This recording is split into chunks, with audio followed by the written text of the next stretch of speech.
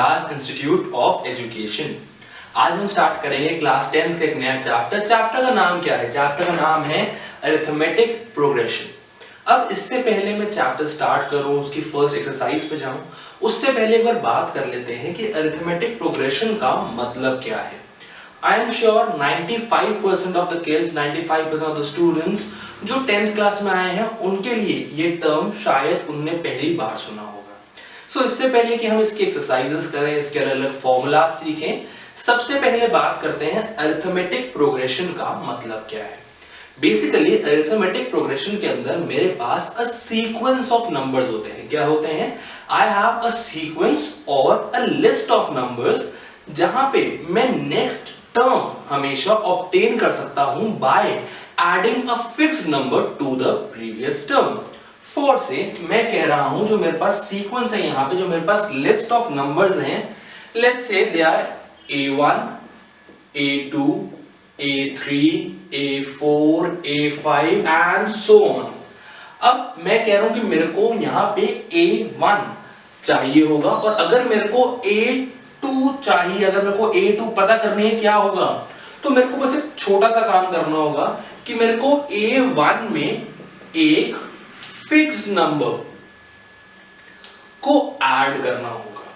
अब ये जो फिक्स्ड नंबर है ये मेरा पॉजिटिव, नेगेटिव, जीरो कुछ भी हो सकता है। जब भी मैं A1 में फर्स्ट टर्म में इस फिक्स्ड नंबर को ऐड करूंगा तो मेरे पास हमेशा A2 that is second term मिल जाएगी। उसी तरह जब मैं A2 में सिमिलरली बिल्कुल सेम फिक्स्ड नंबर एक ऐड करूंगा तो मेरे को अपनी थर्ड टर्म मिल जाएगी और ऐसे ही मैं अपनी हर अगली टर्म, अगला नंबर निकाल सकता हूं। ये होती है मेरी अरिथमेटिक प्रोग्रेशन। अब इससे कुछ बेसिक टर्म सीख लेते हैं। मैंने कहा था यहाँ पे A1, A2, A3, A4 करके है, तो यहाँ पे सबसे पहले क्या है? यहाँ पे है A1 जिसको मैं A भी कहता हूं, which is my first term, which is my first term। अब मेरे को हमेशा एक AP में अरिथमेटिक प्रोग्रेशन में फर्स्ट टर्म होना जरूरी है। उसी की मदद से मैं फर्दर अपनी arithmetic progression sequence, list of numbers निकाल सकता हूं, बना सकता हूं। अभी मैंने बार बार एक नंबर का यूज किया, एक नंबर का नाम लिया फिक्स्ड नंबर। अब ये फिक्स्ड नंबर क्या है? इस फिक्स्ड नंबर को हम अरिथमेटिक प्रोग्रेशन में D से बुलाते हैं। किससे सिग्निफाई करते हैं? D से। और इसको बुलाते क्या है? It is common difference. क्या है? It is common difference. Common difference या फिर मैं इसको लिखने के तरीके में लिखता हूं D। ये D मेरा पॉजिटिव, नेगेटिव या जीरो कुछ भी हो सकता है और ये है मेरा फर्स्ट टर्म। सो अगर मैं बात करूं कि मेरी जनरल सेंस ऑफ AP क्या है, जनरल टर्म क्या है, किस तरीके से मैं लिखता हूं अपनी AP को, दैट इज ऑलवेज A जो मेरी फर्स्ट टर्म है, या फिर इसको मैं A1 भी कह सकता हूं। देन जो अगली टर्म होगी that will be A1 plus D। इसके बाद जो टर्म आएगी that will be A1 plus D, जो ये टर्म है। सो इसमें एक और D ऐड कर देंगे, मतलब कि यहां पे मेरे पास आ गया A1 प्लस 2D। अब अगली टर्म क्या होगी? अगली टर्म होगी उससे पहले वाली टर्म A1 प्लस 2D, उसमें फिक्स नंबर जिसको मैंने अभी यहां पे बोला है कॉमन डिफरेंस या फिर D, उसको कर देंगे ऐड। तो यहां जो मेरे पास आ रही है that is A1 plus 3D। क्या है? A1 plus 3D। ऐसे करते करते मेरे पास फर्दर आगे और टर्म्स निकल सकती है। क्या मैंने बोला? मैंने बोला टर्म्स, मतलब कि जो मेरे AP में हर एक नंबर होता है उसको मैं कहता हूं टर्म। जो सबसे पहले आएगा that is my first term, जो उसके बाद आया that is my second term, this is my third term, this is my fourth term. वैसे जैसे आगे आगे चलते जाएंगे मेरे पास fifth term, sixth term, seventh term सब आते जाएंगे। उसको मैं ऐसे ही डिराइव कर सकता हूं जो पहले लिखा, उसमें अगर मैं D और ऐड कर दूं, कॉमन डिफरेंस और ऐड कर दूं, तो मेरे पास नेक्स्ट नंबर आ जाएगा। एक तरीका ये है लिखने का, और एक और तरीका जो है लिखने का मैं वो भी बता देता हूं। वो क्या है? It is A1 A plus D, मतलब कि A1 प्लस D। ये हो गया मेरा second term which is A2। तो थर्ड टर्म को मैं लिख सकता हूं a2 प्लस b, मतलब second term plus common difference. उसी तरीके से ये मेरे पास आ गया third term which is a3, इसको मैं बोल सकता हूं a3 that is third term. तो अब अगर मेरे को फोर्थ टर्म चाहिए तो वो कैसे निकालूंगा? That can be a3 plus d। अब चाहे इस तरीके से निकालिए चाहे इस तरीके से, आपकी वैल्यू सेम आएंगी। ये सिर्फ लिखने के अलग अलग तरीके हैं अरिथमेटिक प्रोग्रेशन को। आई रिपीट, अरिथमेटिक प्रोग्रेशन होता क्या है? एक लिस्ट ऑफ नंबर्स है जहां पे आप हर अगले टर्म को निकाल सकते हो by adding a fixed number two the previous term. अब इस फिक्स्ड नंबर को मैं कहता हूं कॉमन डिफरेंस, जो मेरा d से भी सिंबलाइज किया जाता है। इसमें मेरे पास बस एक फर्स्ट टर्म होनी चाहिए जिसको मैं कहता हूं a, और यहां पे लिखता हूं एज a1। फिर अगर मेरे को सेकेंड टर्म चाहिए होगी तो उसमें d ऐड कर दूंगा। अगर थर्ड टर्म चाहिए होगी तो उससे जस्ट पहले वाले टर्म में मैं फिर से d ऐड कर दूंगा। सो हर अगली टर्म के लिए मैं पिछली टर्म में कॉमन डिफरेंस ऐड करूंगा। एंड आई रिपीट, जो कॉमन डिफरेंस है मेरा पॉजिटिव, नेगेटिव या जीरो भी हो सकता है। अब अगर इतना समझ आ गया तो एक दो क्वेश्चंस और करते हैं और देखते हैं कि हमारे अरिथमेटिक प्रोग्रेशन के जो सबसे बेसिक क्वेश्चंस होते हैं वो किस तरीके से आ सकते हैं। अगर आपको आइडेंटिफाई करना आ गया कि बताओ ये अरिथमेटिक प्रोग्रेशन है या नहीं, वो कैसे होगा। उसी के साथ साथ ये भी देखते हैं कि अगर मेरे पास तीन चीजें दी हो, मेरे को फर्स्ट टर्म दी हो, डी दिया हो, तो अगर उसके साथ साथ मुझे n दे दिया हो, that is number of terms दे दिया हो, तो एपी बनाएंगे कैसे? Let's start with it. अब अगर बात करें हम इसके first exercise that is exercise 5.1 में क्वेश्चन नंबर 1 की, तो वो क्या कह रहा है? It says in which of the following situations is the list of numbers involved in arithmetic progression and why। मेरे पास चार सिचुएशन दी हुई हैं, मुझे बताना है कि जो मेरे पास सिचुएशन है उसमें जो नंबर्स डिराइव हो रहे हैं, उसमें जो लिस्ट ऑफ नंबर्स बन रहे हैं, बताओ इनमें से कौन से list of numbers arithmetic progression है और कौन से नहीं है। मैंने अभी आपको बताया था दैट अरिथमेटिक प्रोग्रेशन होने के लिए क्या जरूरी है कि जो लिस्ट ऑफ नंबर्स हैं उनमें हर एक को अगर मैं d ऐड करता जाऊंगा तो मेरे पास अगली टर्म आ जाएगी। मतलब अगर सिंपल सी बात करें, अगर लेट्स से मेरे पास AP है A1, A2, A3, A4 and so on, तो हर एक टर्म और उससे पहले वाले टर्म के बीच में जो डिफरेंस है that is A2 minus A1, that will be D।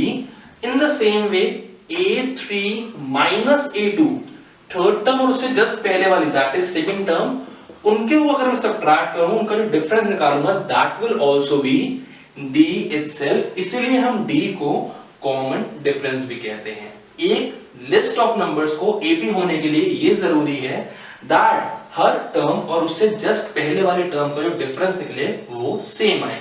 अब अगर इसी के साथ हम स्टार्ट करें अपने क्वेश्चन नंबर 1 को और उसमें पढ़ते हैं अपने फर्स्ट पार्ट को, क्या कह रहे हैं? It says the taxi fare after each kilometre when the fair is ₹15 for the first kilometre and ₹8 for each additional kilometre. बहुत नॉर्मल सी बात कह रहे हैं कि अगर आप एक टैक्सी में बैठ रहे हो तो टैक्सी का फेयर क्या है? टैक्सी का फेयर है for the first kilometre it is 15 and उसके बाद हर एक किलोमीटर के लिए आपको ₹8 देने पड़ेंगे पर किलोमीटर।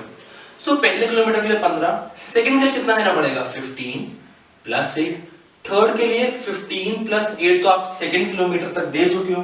अब एक और किलोमीटर ऐड हुआ तो फिर से प्लस 8। अब अगर आप, मैं कह रहा हूं 4 किलोमीटर का डिस्टेंस ट्रैवल कर रहे हो, सो 15 प्लस 8 तो पहले ही हो चुके हैं। अब एक और किलोमीटर ट्रैवल कर रहे हो इसलिए 8 और ऐड हो गया।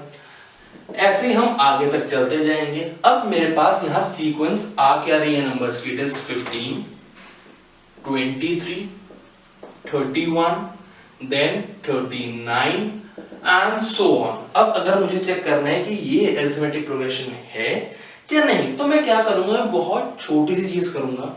ये मेरी फर्स्ट टर्म है, ये सेकंड है, ये थर्ड है और ये फोर्थ टर्म है। तो एक काम करते हैं, मैं चेक करता हूं फॉर A2 माइनस A1। अगर मैं सेकंड टर्म में से फर्स्ट टर्म माइनस करूं, सबट्रैक्ट करूं, तो मुझे पता है जो यहां डिफरेंस आएगा that will be 8। In the same way अगर मैं थर्ड टर्म में से सेकेंड टर्म माइनस करूं, दैट इज अगर मैं 31 में से 23 माइनस करूं, सबट्रैक्ट करूं, तो मेरे पास फिर से डिफरेंस बच रहा है 8।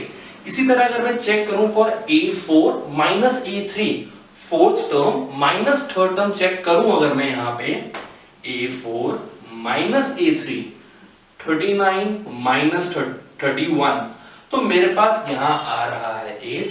क्योंकि मैं यहां देख सकता हूं कि मेरे पास जो कॉमन डिफरेंस है वो सेम है, दैट इज 8। यहां पे मेरे पास एक फर्स्ट टर्म भी है, that is 15। So I can say जो फर्स्ट पार्ट है वो मेरा अरिथमेटिक प्रोग्रेशन बना रहा है। इसी तरीके से आप सेकंड, थर्ड और फोर्थ पार्ट भी कर लेंगे। बहुत इजी है, कोई खास मुश्किल नहीं है। आप सीक्वेंस निकालिए, सब्ट्रैक्ट करिए हर टर्म को उससे पहले वाले टर्म से और देखो क्या हमारा कॉमन डिफरेंस सेम आ रहा है या नहीं। उसी के साथ साथ सिर्फ एक काम कीजिए, 3 बार निकाल के चेक कीजिए, अगर तीनों बार सेम आ गया so most of the times वो एपी मेरी बन रही होती है। इसी के साथ अगर आगे चलें, बात करते हैं क्वेश्चन नंबर 2 की। बहुत आसान है, उसका भी सिर्फ एक पार्ट करेंगे। क्वेश्चन नंबर 2 क्या कह रहे हैं? It says write 4 terms of the AP when the first term a and the common difference are given as follows. इसमें स्टार्ट करते हैं, लेट्स से चलिए फोर्थ पार्ट करते हैं इसमें।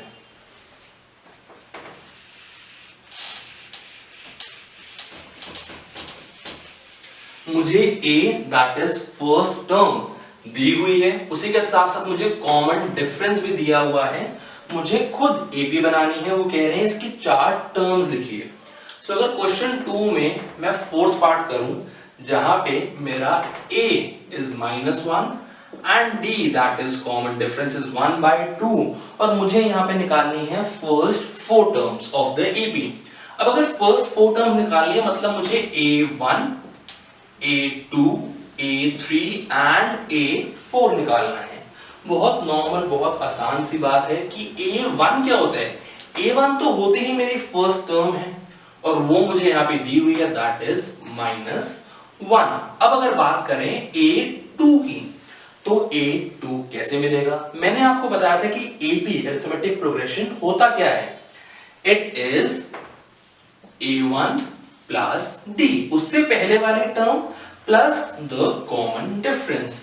सो A2 इज -1 प्लस 1/2। अगर एलसीएम लूं तो मेरे पास आ रहा है -2 प्लस 1 होल अपॉन 2। मेरे पास आ गया -1/2। ऐसे ही अगर मैं बात करूं अपने थर्ड टर्म की A3 की, तो A3 कैसे निकाल सकता हूं? It is A2 plus D। क्या है? A2 plus D। अब कहीं स्कूल्स में आपको अलग अलग बुक्स में इसका एक और फॉर्म दिख सकता है, क्या? A2 प्लस D या फिर दे कैन से A1 या फिर A प्लस 2D। अब आप चाहे इस तरीके से निकालिए या इस तरीके से, कोई फर्क नहीं है, दोनों में आंसर मेरा निकलेगा सेम। अगर A2 की बात करें, इट इज -1/2। D क्या है? It is 1/2। अब -1/2 प्लस 1/2, डिनोमिनेटर है सेम, सो -1 प्लस 1/2। मेरे पास A3 आ गया 0। अब अगर 1% इस तरीके से कर रहे हैं तो आंसर क्या है? A है मेरे पास यहां पे -1 प्लस 2 मल्टीप्लाई बाय 1/2, 2 से 2 हुआ कैंसिल, मेरे पास आ गया -1 प्लस 1, आंसर फिर से आ गया 0।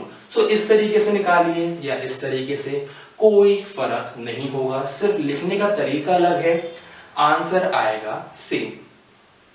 अब आगे चलते हैं और बात करते हैं यहां पे फोर्थ टर्म की, किसकी? A4 की।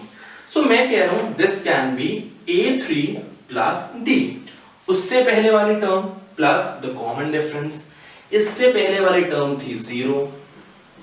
D क्या है? It is 1/2। So A4 is 0 plus 1/2 which is 1/2।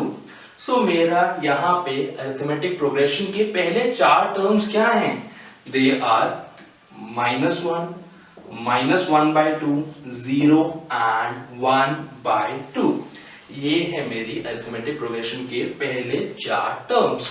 Question 2 भी क्वेश्चन 1 की तरह काफी सिंपल है। अगर आपको समझ आ गया एपी होता क्या है, उसको निकालते कैसे हैं, ए क्या है, डी क्या है, तो ये सब क्वेश्चंस आपके लिए काफी आसान होने वाले हैं। आप इन क्विक इनको आराम से कर सकते हैं।